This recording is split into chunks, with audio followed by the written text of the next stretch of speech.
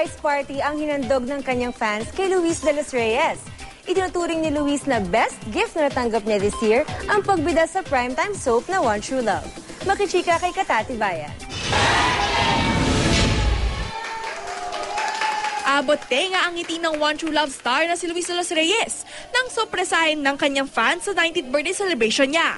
Ang alam niya, kakain lang sila ni Mommy LV sa isang restaurant.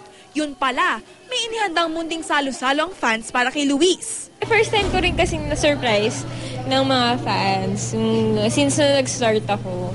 So yun, maraming salamat.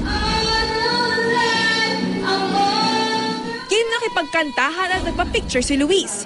Wala naman daw siyang special birthday wish dahil natanggap na raw niya ang pinakamagandang regalo sa taong ito, ang bumida sa isang primetime soap. Mas tumitindi nga ang kwento matapos malaman ni Carlos na si Tisoy ang totoo niyang anak. Si Elise naman, nagkaroon na ng problema sa memorya dahil sa kanyang tumor sa utak.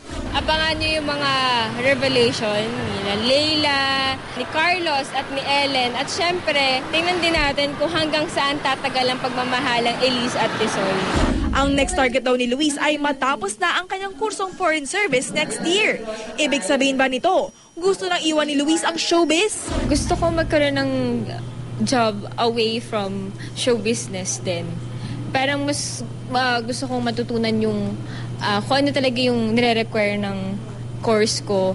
So yun, hindi ko naman sinasabi na titigil ako sa show business. Katati Bayan updated sa showbiz happening.